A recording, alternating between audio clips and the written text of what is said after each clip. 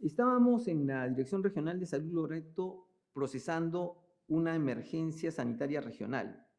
Habíamos solicitado la declaratoria de emergencia del sistema de salud pública en el mes de noviembre del 2019. Esto tenía como propósito mejorar las prestaciones. Después podemos hablar de los indicadores que se tenían en ese instante, pero ese era lo que teníamos en ese instante, una declaratoria formal que planteaba iniciar una reforma de la organización de la Dirección Regional de Salud y de la forma de relacionamiento con sus provincias. El Loreto, para tener una idea, es prácticamente el tamaño del Ecuador, 80% del tamaño del país vecino, ¿no? Entonces es gigante y con muchas necesidades, pero teníamos a la vez una situación que se presenta periódicamente, que son los brotes de dengue.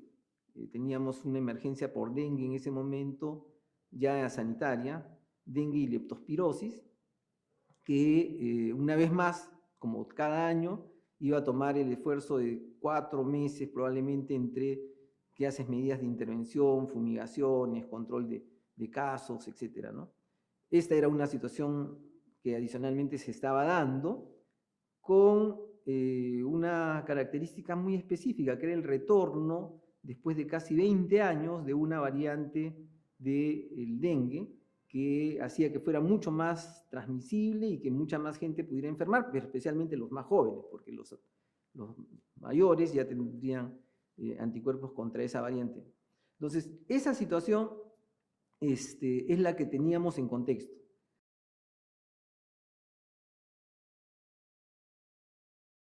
Pero si nos referimos al día de la noticia, nosotros, como todo el país, estoy seguro, venía siguiendo con alarma la situación que veíamos venir.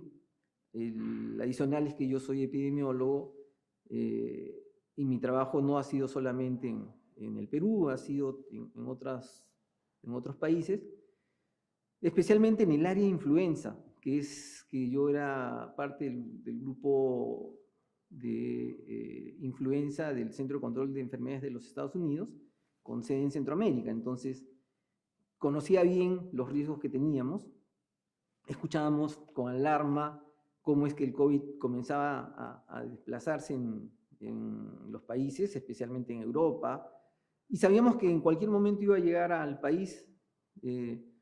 Ya para el momento en que se detecta el primer caso en Lima, nosotros supusimos que no tardaríamos nada en realmente tener los casos en Loreto.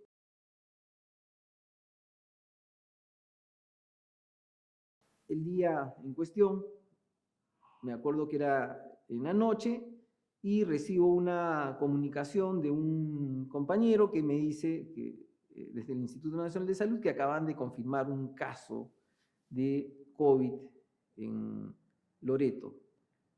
Habían pocas regiones, solamente Lambayeque y Loreto en tercer lugar, me parece, que tenían la confirmación. Pero desafortunadamente en ese instante ni siquiera podíamos actuar nosotros con la velocidad que creíamos que debía hacerse, porque en ese momento el Ministerio de Salud, el gobierno central y el Ministerio de Salud habían restringido la comunicación acerca de la confirmación de casos. Es decir, primero se enteraba el laboratorio central, el Instituto Nacional de Salud, lo comunicaba a sus autoridades, ministro, viceministro, y hasta que ellos decidieran comunicarle a la región, no íbamos a poder actuar. Esa fue una filtración. El hecho fue que inmediatamente recibimos esto, dimos el paso de declarar en alarma a la región e iniciar todas las actividades de control que teníamos que tener. El gobierno, sin embargo, no tardó mucho más, en realidad, en esos días ya para decretar que íbamos a tener un soporte diferente, ¿no? En su momento, pero ya nos había costado varias decenas de vidas y una situación crítica en los servicios de salud, ¿no?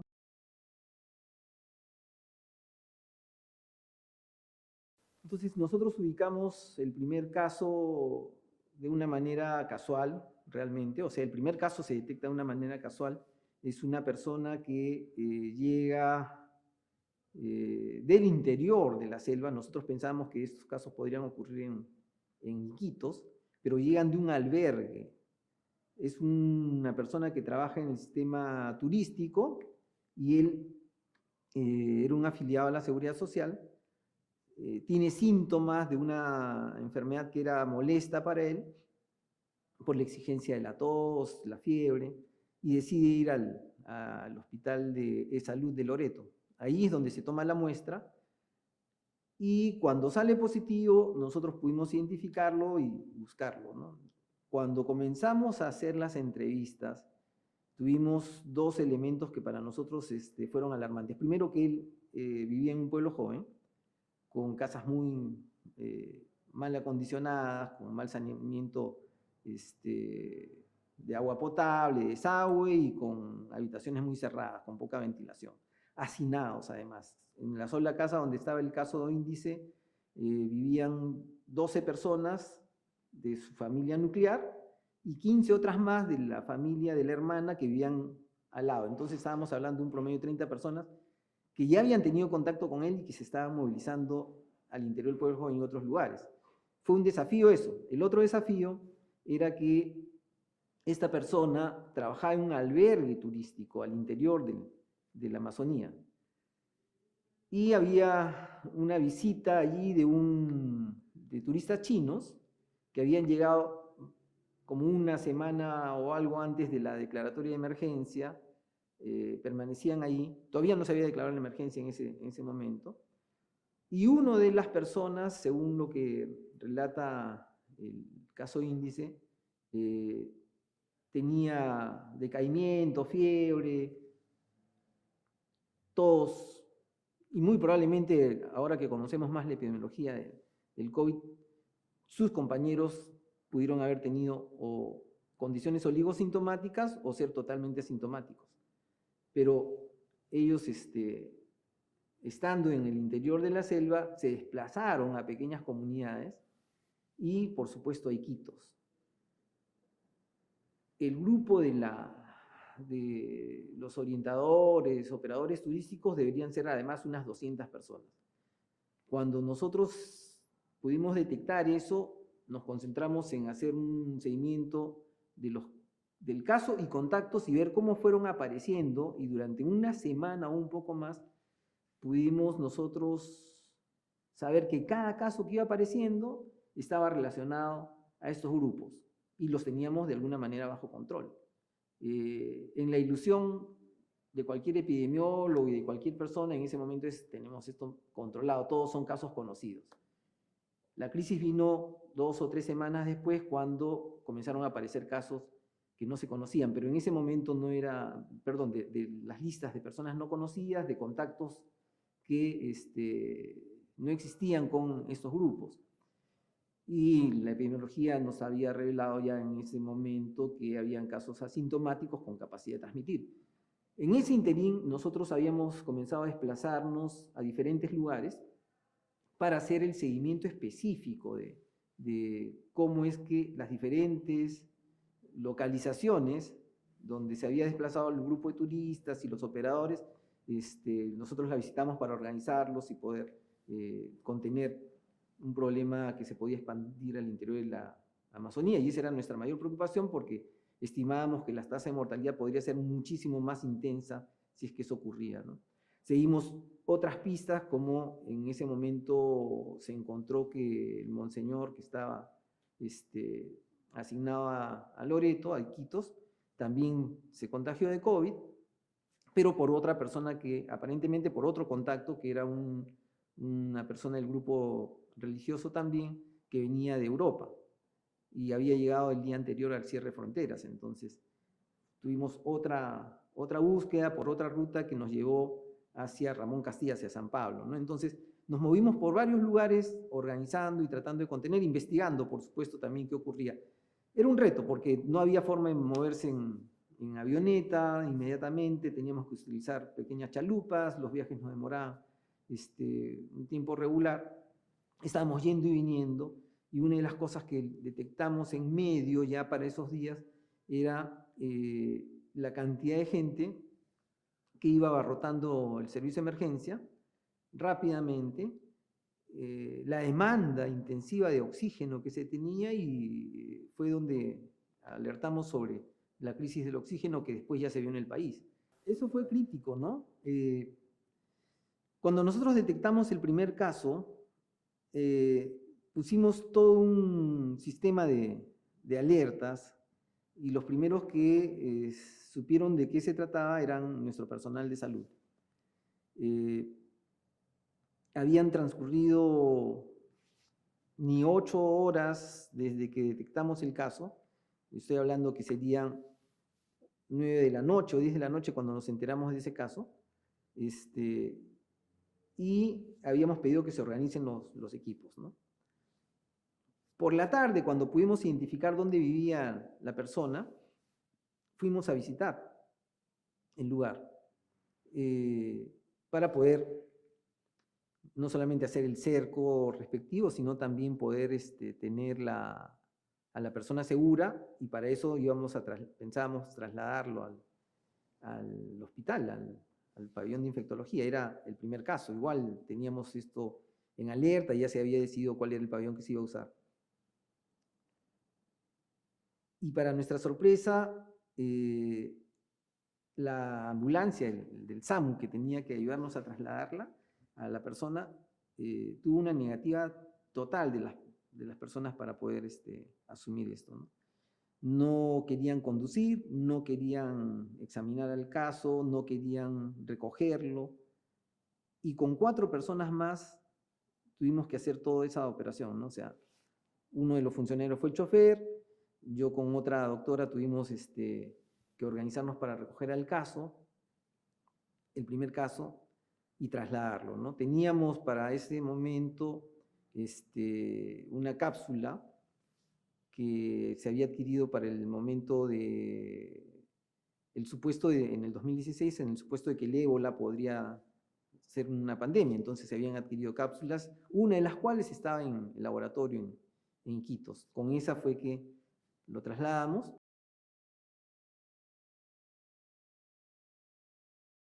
Trabajamos básicamente con los hospitales. Ahí teníamos un problema. Un hospital, el Hospital Iquitos, conocido como el Hospital de los Pobres, uno de los más dinámicos, pero pequeño en infraestructura, hacía 3 años o 4 años ya que estaba en construcción.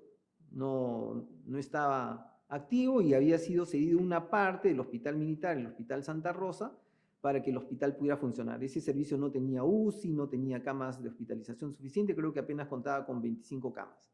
Y tenía una gran demanda de la población. El hospital regional tenía más o menos unas 4 camas UCI y tenía un área de infectología con aproximadamente 15 camas, que recién se había inaugurado. Entonces eso es lo que teníamos, y en el momento en que esto se declara, una de las primeras funciones es en realidad identificar cuál sería el hospital COVID. Una de las cosas que nosotros hicimos fue coordinar con las autoridades del hospital, con el servicio de infectología, vimos dónde se podían ubicar las áreas, y especialmente escogimos el área del servicio de infectología en su momento, pensando que podíamos llegar a contener la situación de la pandemia o retardarla. Y una de las cosas que rápidamente ocurrió es que comenzamos a tener mayor demanda y tuvimos que terminar dedicando todo el hospital a la hospitalización COVID. Esa situación es lo primero que tuvimos que desarrollar y trabajar, ¿no? En tanto, ¿qué ocurría? Mientras que habíamos hecho esto, íbamos trabajando lo que acá se ha conocido después como cerco epidemiológico o como contact tracing también, es decir, el seguimiento de contactos y aislamiento de ellos, ¿no? Contactos y seguimiento de los casos, ¿no?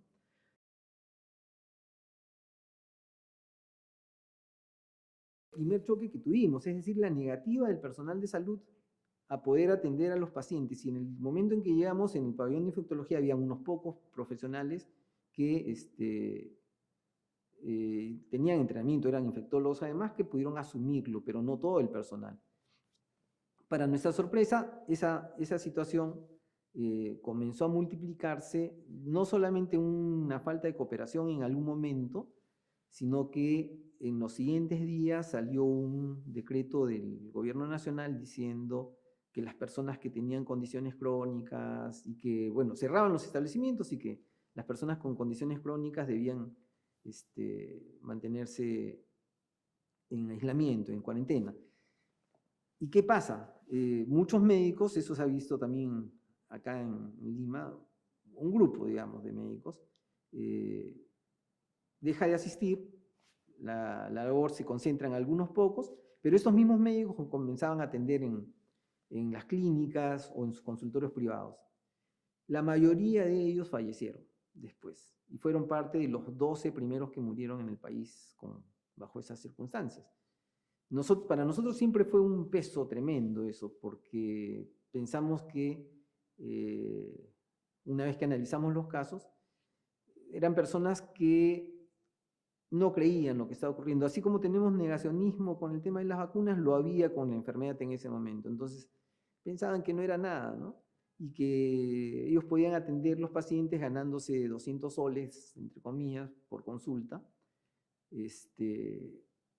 Pero lo que estaban haciendo era exponerse a una situación y junto con ello también la diseminación que estaba ocurriendo, porque algunos de estos, más otras personas que estaban dentro del propio SAMU, tenían muchísima interacción y se produjo aparte del brote de las empresas turísticas, se produce un brote en el SAMU, que era el lugar donde nosotros teníamos concentrado el recurso para poder hacer el transporte. Fue el segundo brote.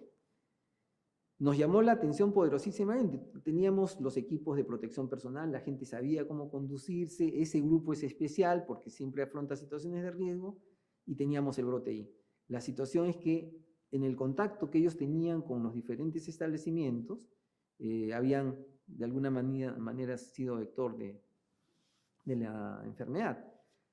En medio de eso habían ocurrido anécdotas como reuniones sociales, condiciones que estaban desaconsejadas, que habían ocurrido y que comenzaron a expandir la situación. De manera que el hospital regional fue el tercer lugar donde nosotros tuvimos un brote de COVID, lo que prácticamente cerró por 2 días el hospital, mientras que lo reorganizaban porque la gente no quería regresar al trabajo y había muy pocos que estaban dispuestos a hacerlo para contener la situación de emergencia.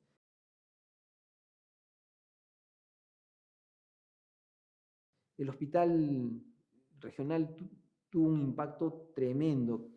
De 75 camas que se tenían habitualmente, llegamos a tener casi 500 dentro del hospital. Camas es un decir porque lo que hicimos fue trabajar con literas. Las literas desplegables que utiliza Defensa Civil, que nos fueron prestadas por Defensa Civil y que habilitaron en los patios y los pasillos camas para poder atender a los pacientes, ¿no? Eso era lo primero que teníamos, recursos humanos que si bien después han mostrado una fortaleza tremenda, al inicio no fueron muy apegados al cumplimiento de las disposiciones, de las medidas de prevención, creían que el COVID no era nada, ¿no? El segundo tema fue que no existían realmente protocolos claros en el país y a nivel mundial acerca de lo que estaba ocurriendo. Ahí había un debate internacional en su momento entre lo que decían los chinos de la clínica y el secreto de cómo habían sido tratados los pacientes y lo que ocurría en Italia, que era uno de los primeros países asolados en Europa. Nosotros teníamos la recomendación previa para el manejo de la influenza utilizar metilprednisolona, por ejemplo, que se utilizaba en grandes cantidades. Fue una de las primeras cosas, inclusive, que el hospital regional comenzó a implementar, ese esquema, ¿no? Italia venía a enseñar que no solamente era un tema de inflamación pulmonar, sino también del fenómeno de agregación plaquetaria, trombosis. Entonces los esquemas tenían que mutar rápidamente, ¿no? Y no teníamos mayor claridad de lo que venía ocurriendo. En algún momento se postuló que la ivermectina podía, sobre la base de estudios in vitro, ser un inhibidor de la replicación del virus, Y todo eso fue lo que se comenzó a utilizar en el hospital regional, una lista larga de como 30 medicamentos. Después se demostró que ivermectina no servía y que lo que había era, comenzaba a propagar un mito acerca de que eso podía no solamente prevenir, es decir, actuar como vacuna, sino ayudar a contener la enfermedad. Lo real es que la gente cree eso porque el espectro de la enfermedad es bastante amplia. Tienes desde casos asintomáticos hasta casos severos. Los severos generalmente en población adulta mayor o con condiciones de riesgo. Pero cuando la gente tomaba entre los más jóvenes y después decían, oh, ya me pasó, es porque era probablemente el comportamiento natural del COVID. Y se atribuía a la ivermectina una situación prácticamente milagrosa, ¿no? Pero no fue ivermectina lo único problemático, lo fue la metilprednisolona, y eso fue una explicación de por qué hubieron mucho personal de salud al inicio que comenzó a fallecer, porque los médicos sí tenían acceso a este medicamento. Esto tiene varias aristas, ¿no? Entre ellas que este medicamento no era popular, no se vendía en las farmacias, lo habíamos conseguido nosotros a partir de una gestión con la ministra Barrios, que nos ayudó en ese momento a conseguir el medicamento, pero los médicos cuando enfermaban y sabían qué era lo que se usaba en los protocolos regulares, comenzaron a inyectarse la metilprednisolona. Habitualmente usábamos golpes de casi 500 miligramos, pero sabemos de casos que usaron hasta 2 gramos prácticamente en un solo día. Muchos de ellos caían en inmunodepresión y se activaba un fenómeno ya bacteriano, ¿no? Entonces llegaban a hacer crisis más rápido que el regular de las personas y cuadros muy complicados. Entonces hubieron muchos médicos al inicio y es una característica que se vio en Loreto más que en otras regiones. Siempre he tratado de explicarme por qué sucedió eso, no hay estudios sobre eso, es la forma como hemos ido explorando, enterándonos cómo fue tratado cada caso, lo que nos ha llevado a ese tipo de conclusiones, porque eran anécdotas que la gente te iba contando de cómo fueron los manejos, los tratamientos y finalmente qué ocurría. No se ha visto después en el resto del país porque rápidamente el sector cambió el esquema para reducir de 500 prácticamente a 4 miligramos de la dexametasona, que es el equivalente, pero que se utiliza ahora para poder contener la inflamación pulmonar. Y ahí se hizo una maniobra aeróbica, en ese momento estaba el doctor Zamora de ministro, y con él se decidió pedirle a la Fuerza Aérea que transportara cargamentos de balones de oxígeno llenos que llevaban hacia Iquitos. Era una cosa que no se había hecho antes. No es la mejor solución, logísticamente era lo más rápido porque no era la forma como nosotros podíamos desplazar, nosotros utilizaríamos camiones y después embarcaciones. Los camiones te llevan hasta Yurimaguas, en un viaje que son 3 días aproximadamente, partiendo de Lima, y sin detenerse, y después tienes que embarcarlos por vía fluvial hasta llegar a Iquitos o a los lugares donde estés distribuyendo, que te demora 2 días más. Esa era la ruta habitual. La otra era por vía aérea, inmediata y con un recambio de unos 60 balones por cada vez. Aún así resultaba insuficiente. Lo que nosotros necesitamos en su momento fueron llegar a ser casi 250 balones consumidos por día, por el nivel de digamos, afectación que estábamos teniendo, ¿no? Yo le contaba que llegué a una situación de crisis en el 2019. Esa crisis consistía en que el gobierno regional no había sido muy hábil en planificar y había así, hecho muchas cosas con ligereza.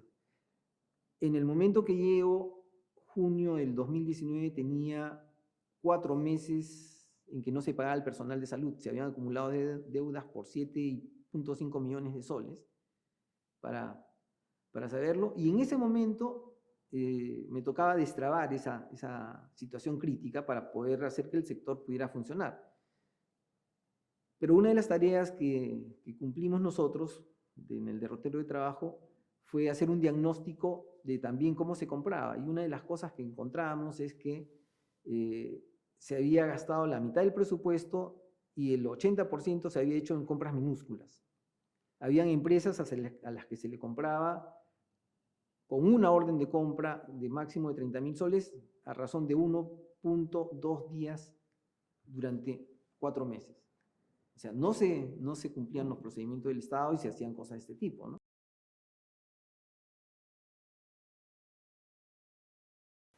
Entonces, había obviamente justificaciones varias, pocas empresas, funcionarios que eludían normas y una costumbre secular allá de manejar las cosas de ese tipo, ¿no? No fue diferente cuando nosotros llegamos, tratamos de ordenar un poco las cosas, pero había muchas, digamos, restricciones en los proveedores locales, ¿no? Aparte que les adeudabas, el tema es que tenían a veces casi la exclusividad de la distribución, porque no mucha gente en el país quiere llevar las cosas hasta la frontera, ¿no? Y con eso hablo desde Iquitos hacia el interior, y los contratos que nosotros hacemos en el Estado tratan de cubrir todo el espectro, ¿no? Es decir, yo te compro, pero puesto en el lugar, ¿no? Y claro, eso tiene un sobrecosto, tiene un riesgo que tienen que correr las empresas y probablemente eso afectaba a las cosas, ¿no? Además, creo yo que una de las cosas que afectaron tremendamente esto es que en general el país no tiene una comunicación muy apropiada en el sistema de compras. ¿A qué me refiero? Tú puedes comprar hoy en Lima una mascarilla a 50 centavos y probablemente en el interior del país esta pueda estar a 70 o 80 centavos. Si tú lo ves como el valor de una mascarilla es mínimo y puedes estar asumiendo que sí puedo pagarlo. Cuando compras volúmenes grandes son cifras que van acrecentándose y te afectan en términos de financiamiento. Pero una de las razones es que no hay una estandarización, no hay un observatorio de los precios, así como tenemos hoy un observatorio de los precios de medicamentos, que lo hemos hecho desde, eso lo hicimos cuando yo estaba viceministro en el 2014, si no me equivoco. Pero no tenemos eso para las compras regulares del Estado. Es decir, si tú quieres saber a cuánto se está comprando en Ica, en Piura, en Loreto o en Lima una mascarilla por un hospital cualquiera, y digo mascarilla como podría decir cualquier otro insumo, no existe. Entonces, te debilita porque tu capacidad de negociación es mínima y tú quedas librado a lo que los funcionarios del área administrativa te informen que se consiguió. Tú no tienes como gestor un parámetro para decir no es mucho o es poco, ¿no? Entonces ahí hay debilidades grandes que tiene que resolver el Estado para esto, ¿no? Entonces allí la necesidad de control que existe requiere que hayan iniciativas de ese tipo. Eso estaba puesto en el plan de reorganización que nosotros teníamos en diciembre del 2019, un observatorio de precios, controles concurrentes para que pudiéramos controlar esa situación, ¿no? Pero bueno, esa situación es la que nosotros veíamos ahí, ¿no? La segunda ola obviamente no debió haber pasado, ¿no? Así como en general no ha debido pasar la tercera ni la que sea que venga acá, ¿no?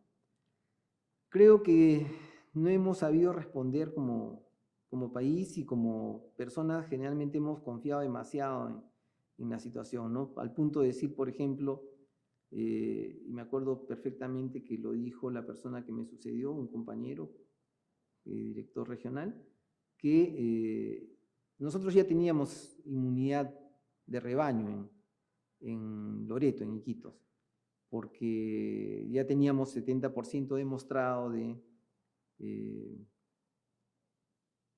una tasa de ataque, o sea, una prevalencia de las personas que se habían enfermado en 70%. Eso lo sabíamos porque se había hecho un estudio epidemiológico ahí que pudo determinar que ese es el nivel de prevalencia, es decir, de infección que tuvo las personas ahí, ¿no? Entonces 30% era como que despreciable y ya se suponía que era inmunidad de rebaño, pero ocurrió la segunda ola y puso en jaque al hospital y a la región tan igual como fue en la primera ola. El mismo ejemplo que acá en Lima, ¿no? O sea, una segunda ola más severa inclusive que la primera. Esa situación se ha dado, a mi criterio, por el desconocimiento. Es decir, seguimos pensando que el COVID es una enfermedad de las comunes. Esa inmunidad de rebaño, 70%, es la que utilizamos para algunas enfermedades infantiles, pero no es una para virus como el COVID, ¿no? Entonces creo que ese es un primer elemento que marca por qué las personas cometen errores, y es porque no estamos basados en evidencia y porque no estamos teniendo para esas decisiones que toca tomar regionalmente un consejo nacional que te diga, mira, estas son cosas que pueden ocurrir y estas de acá tienes que implementarlas sí o sí, ¿no? Seguramente hay variaciones locales. Esa es una de la primera situación. En la segunda. En la primera, creo que lo que faltó fue fuerza. Allí, a mi criterio, faltó liderazgo. Dolorosamente, una de las cosas que nosotros tuvimos fue la ausencia del gobernador regional. Él no estuvo presente durante los días de la crisis. Se supone que estaba enfermo o algo así, pero estaba replegado, ¿no? Entonces, no tenías la fuerza de alguien que pudiera, con la autoridad de un gobernador que puede disponer de recursos, mover gente, disponer sectores, moverse y poder responder realmente, ¿no? Después, otra vez se reincorporó. En ese momento también teníamos un constructo que suplía la fuerza que la región tenía que tener sobre eso, que fue el Comando COVID. El Comando COVID, si bien en teoría asumía el control a manu militari, porque estaba dirigido por los militares, tal como estaba concebido, en pocos lugares ha demostrado ser efectivo, ¿no? Y una de las razones es porque ellos tenían la logística, tenían la fuerza de comando que suelen tener, pero también son muy conscientes de las restricciones que le da un espacio democrático y los riesgos que se corren cuando tú vas a romper alguna de esas reglas, en ausencia de legislación apropiada o de decretos de urgencia que lo permitan. Y entonces, ese elemento dual hace que se resquebraje, que se quiebre un poco la posibilidad de conducción que tiene el gobierno regional. Entonces, se entiende que esa fractura disloca, o esa fractura hace que en ese momento hay ese repliegue de las autoridades regionales, las dudas sobre esto. Eso creo que fue un tema determinante. Y el hecho de que no teníamos en general, incluyendo la dirección regional, la capacidad para poder movilizar los recursos que hubiéramos querido en ese instante, dirigidos a elementos que pudieran penetrar la conciencia de la población, es decir, básicamente comunicaciones. El aparato de comunicaciones no está diseñado en general para tener respuestas de ese tipo. ¿Por qué? Porque son elementos de prensa, de protocolo, de comunicación de lo que tú estás haciendo como una pequeña campaña. Es una comunicación en ese nivel, pero no es una comunicación que esté interiorizada en lograr cambios de conducta o de comunicar situaciones críticas de alerta, ¿no? Entonces, la población no cumplía reglas y no era muy fácil entender en ese momento por qué no la estaba cumpliendo. A la postre, yo creo que una de las cosas más deficitarias que hemos tenido es esa capacidad de comunicación. Al punto que en las 2 últimas semanas, antes de que yo me dejara el cargo, recuerdo 2 o 3 últimas semanas, teníamos ya la claridad del impacto que estaban teniendo los hospitales, su servicio de emergencia, entrando al colapso y la decisión de abrir las escuelas como puntos de tratamiento, ¿no? Entonces ahí abrimos varias escuelas. Uno fue un lugar que se llama el Sombrero de Paja, fue el más emblemático porque llegaban personas por cientos ahí a hospitalizarse, ¿no? Pero el tema es que hablamos con todos los comunicadores, que allá es una docena, digamos, que pueden salir a comunicar, a hablar, Y ellos salieron a decir, sí, miren, no sigas intentando definir si tienes o no COVID porque te haces una prueba rápida. La gente comenzó a buscar las pruebas rápidas como el punto de partida a partir del cual te preocupabas. Porque si no tenías la prueba positiva, no tenías COVID. O sea, hay mucha gente en el sector salud, incluyendo los pobladores, pensaban eso. Entonces, obviamente, si no conseguías la prueba, que era difícil porque no tenías una existencia muy grande tampoco, teníamos el otro problema de un estado ineficiente porque no era capaz de diagnosticar. Lo cierto es que no servía esa prueba tampoco, pero ese era uno de los temas, ¿no? Entonces, deja de buscar pruebas, concéntrate en identificar si tienes dificultad respiratoria de cualquier tipo. Si sientes que estás agitado, concurre de una vez al hospital. Concéntrate en acudir o en agilarte y buscar la ayuda. Y no solamente vayas al hospital, aquí tienes estos otros centros, ¿no? Que eran una lista de colegios. Esa situación que iba siendo comunicada me acuerdo que era complicada, porque la gente comenzó a criticar cómo es posible, no nos quieren dar pruebas. Estaba todavía en el tema de que si no tengo prueba, no tengo enfermedad, ¿no? O por último, es un estado ineficiente que no me la puede dar, pero no estaban concentrados en el riesgo real, que era esa dificultad respiratoria y la necesidad de que recibieras tratamiento rápidamente.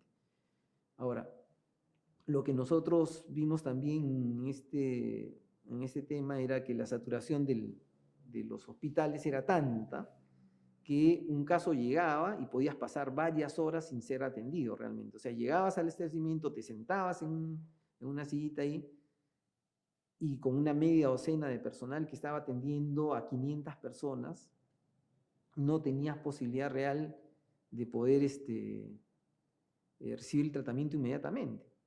Y además un hospital desorganizado de alguna manera porque no seguía los consejos de quienes habíamos visto otras situaciones críticas, en mi caso, ¿no?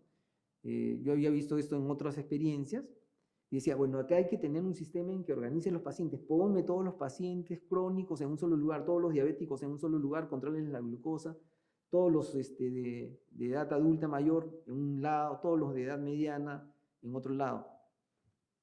Pero era muy difícil de conseguir que pudiéramos acordar cosas de ese tipo. Era también muy difícil, en realidad, con pocas personas organizar todo el sistema y había toda una reactividad, ¿no? Porque decían, bueno, ustedes son autoridades regionales, deben resolver esto. Y nosotros estábamos atados de manos. Ahí fue donde tomamos la decisión, vamos a abrir los colegios. Y organizado de manera que pudiéramos atender de una manera más eficiente, ¿no? Entonces, esa situación nos enseñó otra cosa, que si tú podías poner el tratamiento de una persona que había comenzado a desaturar, que estaba sobre los 92, sobre los 90 de saturación de oxígeno y recibía el tratamiento en los primeros 15 minutos y lo sostenías de su visita, muy probablemente ese caso pudieras impedir que llegue a tener una alta demanda de oxígeno, hospitalización o de hacer un caso severo y muerte, ¿no? Esa fue la experiencia que tuvimos con estos centros de atención temporal que teníamos allá. Después se convirtió en una norma acá que es mucho más complicada, ¿no? En Lima, porque prácticamente conviertes en un hospital al colegio, no era nuestra lógica en ese instante, ¿no?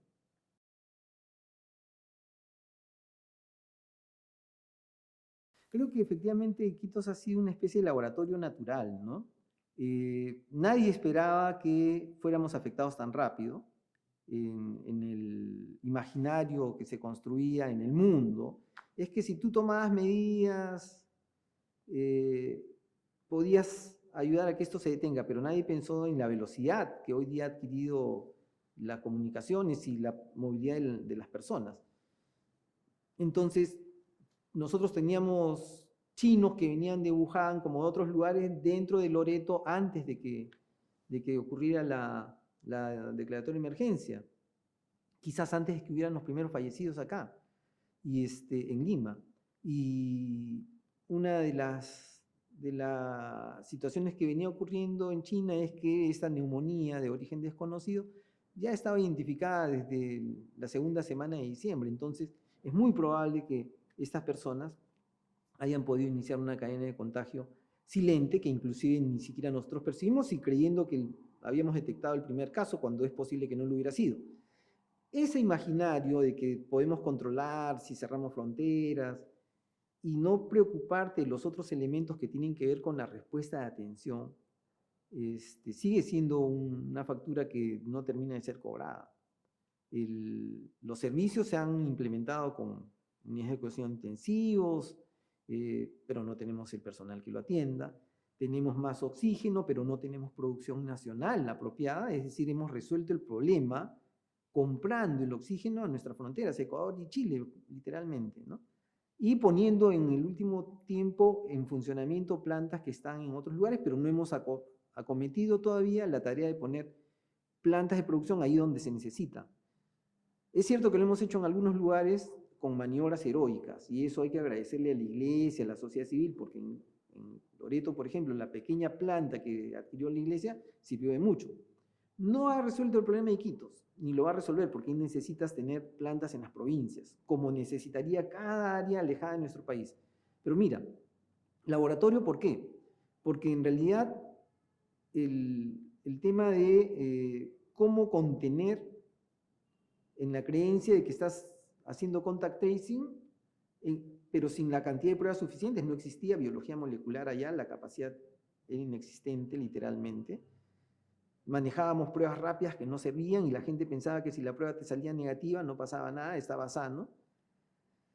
La poca, digamos, capacidad para poder comunicar apropiadamente, que creo que es una situación clave, no solamente la comunicación abierta, sino la de dirigirse a grupos específicos con características culturales distintas, ¿no? Una cosa es que lo hagas obligadamente acá y le pones al ejército y la gente no sale, haz lo mismo en Iquitos y eso no funcionaba, ¿no?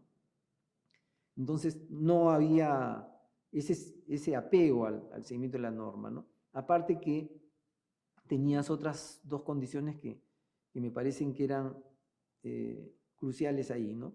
El vector en algún momento eran los mototaxis, las reuniones que teníamos, y eso seguía funcionando. Pronto ocurrió la explosión. En 2 semanas teníamos la cifra más alta de mortalidad jamás vista en el país. También implementamos medidas de control que han sido pocas veces propagandizadas, pero que nos sirvieron a nosotros para comenzar a contener y finalmente no hemos tenido las tasas de mortalidad tan severas que han tenido otros lugares, inclusive con más infraestructura. Ya hablaré de eso, pero 70% de la población que se contagió prácticamente en 3 semanas. Ocasionó una tremenda curva de mortalidad. Entramos a tener medidas de control específicas. El hospital ya no servía, estaba saturado.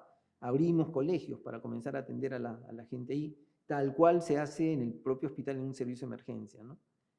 Creo que esa fue la estrategia que de alguna manera nos permitió atender miles de personas ahí también y poder reducir un poco la mortalidad. Pero si comparamos esta con la de Loreto, con la que ocurrió en Moquegua, la que ocurrió en Arequipa, en el propio Lima, Iquitos finalmente tiene la tasa de mortalidad más baja. Está, digamos, en el 6º último lugar en contraste con nosotros, pero es porque operamos algunas estrategias. Ahora, eso no es tan importante como para decir, uy, es que nosotros logramos evitar la muerte. En realidad no se trata de eso. Yo creo que lo que se trata es de aprender la lección que cuando tú tienes una saturación de los servicios y tienes necesidad, tienes que abrir el primer nivel, tienes que abrir servicios de atención que respondan de una manera comunitaria al problema. Eso no se había desarrollado en el país en ese momento. Tuvimos que hacerlo precipitadamente para poder atender a la población que estaba demandando una cama en algún lugar y un punto de oxígeno, ¿no? Entonces, eran medidas. Ahora, otra de las cosas por la que realmente es un laboratorio también es porque, por ejemplo, ante esta situación, las comunidades indígenas deciden autoaislarse y lo que hacen es cerrar los ríos. Ponen a su sistema de control que eran pequeñas embarcaciones, chalupas, que estaban puestos a lo largo del río bloqueando cualquier desplazamiento de cualquiera que saliera de Iquitos hacia las comunidades. En la práctica, porque más se le fugaban a la Marina por los distintos puntos desde la ciudad de Iquitos, ellos eran los que detenían el avance hacia adentro. Y una de las cosas de lo que nos enseña una intervención de ese tipo es que la comunidad puede tener iniciativas, que el control tiene que ser compartido, y que cuando haces una cuarentena efectiva tú puedes retardar el proceso en el cual tú vas a tener el impacto de la enfermedad. De manera que sí hubieron casos ahí, pero no fueron en el mismo momento y la intensidad ha sido inclusive menor de la que nosotros prevíamos que iba a ocurrir. Yo vaticinaba olas inmensas de mortalidad en la Amazonía en general, ¿no? No ocurrieron con la misma intensidad. No es que no hayan ocurrido, han habido muertes y todo, pero fue esa actitud la que, por ejemplo, enseñaba cosas, ¿no? Entonces han habido varios elementos ahí que han servido para este concepto de laboratorio, es decir, la forma como se propaga, cómo se afectan los servicios, cómo rápidamente te das cuenta que hay problemas con la logística, con la respuesta nacional, con la falta de protocolos, con la falta de autoridad, y finalmente las consecuencias que eso tuvo, ¿no?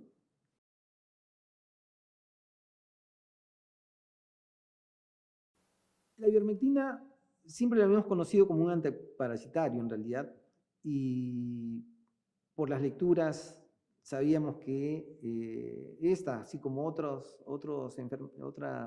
medicamentos, estaban postulados como inhibidores de la replicación viral, inclusive en COVID. No para sino para el SARS.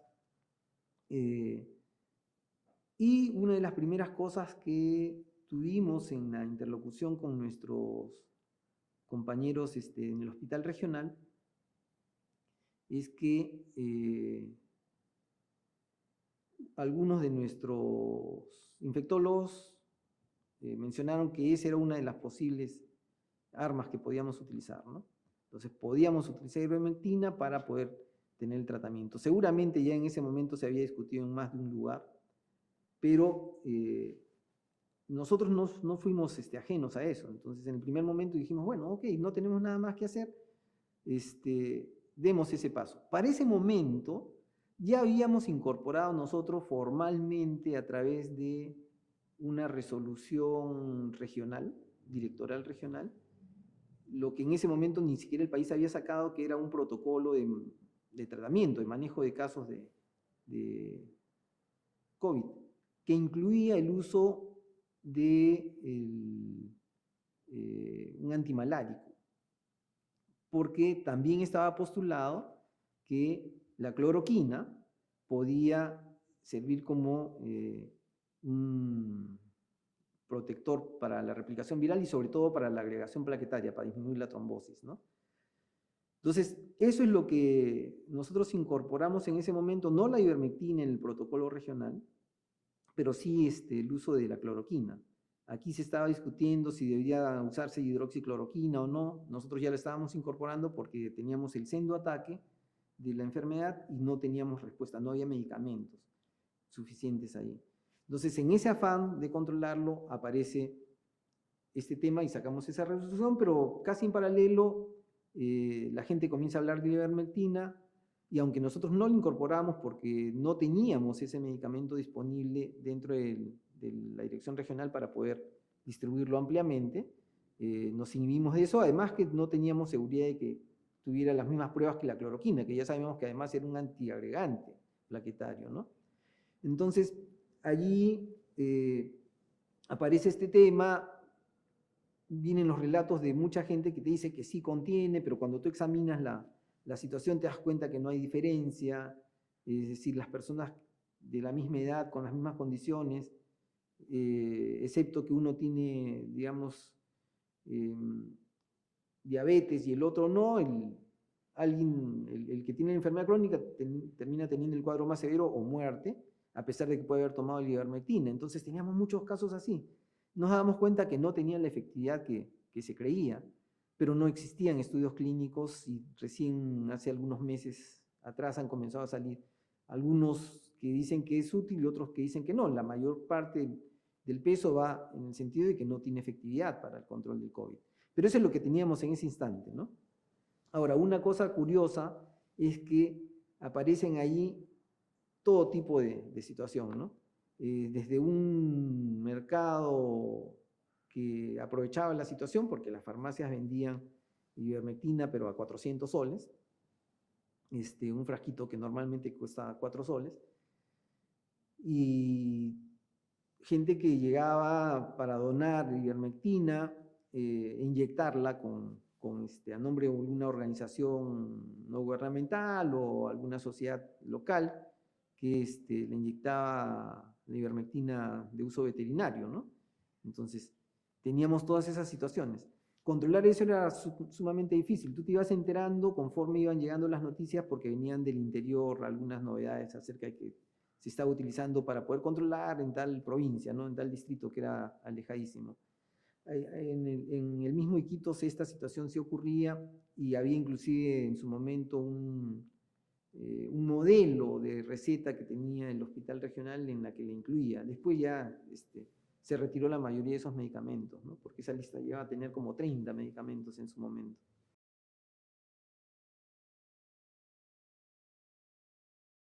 Si pensamos en una tercera ola solamente con el indicador mortalidad, nosotros no vamos a tener una ola grande ya.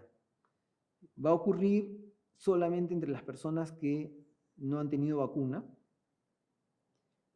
o cuya capacidad de respuesta inmunológica ha hecho que el tiempo de protección de la vacuna sea más corto, ¿no? No es una gran cantidad de gente la que tiene eso, llega a ser 5% de toda la población probablemente.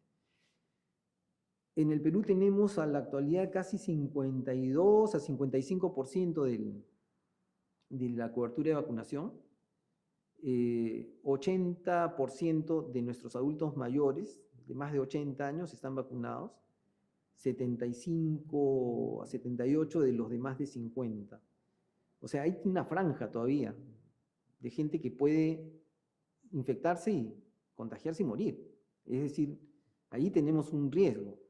Pero son menos que los que teníamos acumulados en la primera y segunda. Entonces va a haber acá, a lo largo de los siguientes meses, seguramente un incremento de la transmisión. Si nosotros vemos hoy lo que está ocurriendo en Chile, es que ellos hace aproximadamente 5 semanas, teniendo tasas de vacunación que están bordeando el 92%. Hace 5 semanas atrás vienen incrementando el número de casos de personas que se infectan, no de las que mueren, ¿ah? Pero eso es lo que tenemos allá.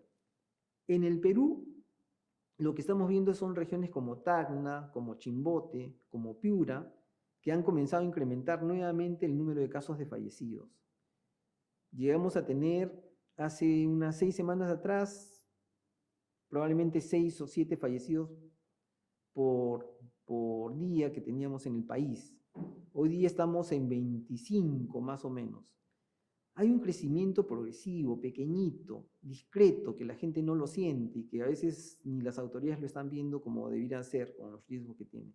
Pero hay 3 o 4 lugares, como os menciono, Piura, Chimbote, Ayacucho, Tacna, que tienen ese pequeño incremento y hay que tomar medidas ahí. La respuesta va a ser vacunación, hay que acelerarla. Porque lo que vamos a hacer es proteger. En la medida que vayamos más rápido, es lo que hay que trabajar para contener esta nueva ola. Ahora, siempre queda la preocupación de lo que ocurre en la Amazonía. Mientras estamos dando estas cifras, en el mismo momento tenemos en la Amazonía entre 48 a 52% de cobertura de toda su población. Y entre la población mayor de 80, por ejemplo, en cualquiera de las provincias amazónicas, las coberturas de vacunación no están más allá de 60%. Es decir, hay siempre ese tema de la inequidad, de la falta de interés o de apoyo que se pueda dar sobre estos grupos poblacionales que están distantes, que son rurales y que son probablemente más exigentes en términos de la logística y el financiamiento para poder ser cubiertos. Pero tenemos esa situación en este instante, ¿no? Creo que la estrategia tiene que ir hacia eso pronto, porque en la medida que esta propagación continúe de manera silenciosa, digo silenciosa porque muchos de los casos van a ser o asintomáticos u oligoasintomáticos. Los vacunados podemos estar con la infección, pero no nos damos cuenta porque estamos teniendo pocos síntomas o ninguno, y sí somos capaces de transmitir. Pero en una población que tiene una buena cantidad de vacuna, es improbable que la siguiente persona que yo contacte y que potencialmente pueda contagiar va a hacer síntomas. Alguno puede hacerlo, porque tiene una inmunidad disminuida. El tema es cuando llegues a esos extremos de las zonas rurales. Vas a tener nuevas olas, un impacto de enfermedad que va a terminar cerrando el ciclo epidémico del COVID en el Perú, que muy probablemente hacia finales de diciembre esté cerrando esa situación. Se va a despedir con un brote en lo rural. Y después nos va a quedar el desafío que tiene que rendir este gobierno, las autoridades sanitarias, porque como se hizo el esfuerzo nacional de comprar 90 millones de dosis de vacunas para población adulta, no se ha hecho lo mismo para nuestra población infantil. No se informa, no hay transparencia sobre eso, y es una de las cosas más preocupantes. En mi último paso por el viceministerio, una de las cosas que más nos angustiaban era la necesidad de iniciar tempranas negociaciones con las empresas que estaban adelantando los estudios para vacunar a los niños. Estamos prontos a abrir escuelas. No es que vayamos a tener una situación crítica ahí, porque son muy pocos los niños que podrán enfermar probablemente y hacer condiciones graves, pero no están exentos de que suceda eso, especialmente cuando se concentre. Y si no queremos tener sobre nuestras espaldas casos de niños que enfermaron severamente o que pueden llegar hasta morir, sí tendríamos que tener esta vacuna puesta. El gobierno lo ha prometido para inicios del próximo año. Lo que no ha liberado es ninguna información acerca de la negociación que puede estar haciendo sobre esto. Conversaciones son una cosa, preguntas son otra cosa. Las negociaciones tangibles que permitan que lleguen aproximadamente 4 millones de dosis que nosotros necesitamos para cubrir a nuestra población escolar con seguridad es la que necesitamos tener como respuesta. Y seguimos arrastrando estos problemas porque no estamos terminando de aprender la lección, ¿no? No pasa solamente con COVID. COVID es una de los escenarios. Los otros son los que continúan después de que tú tienes olas epidémicas de este tipo, es decir, tienes siempre la posibilidad de que tengas casos de influenza. Acá en todo el mundo ocurren los casos de influenza, pero también van variando, igual que el COVID, ¿no? Entonces se necesita tener coberturas apropiadas de todas las otras vacunas y no se tienen. Se ha perdido el paso de eso, ¿no? Y no estamos haciendo lo suficiente para restaurarlos en este momento.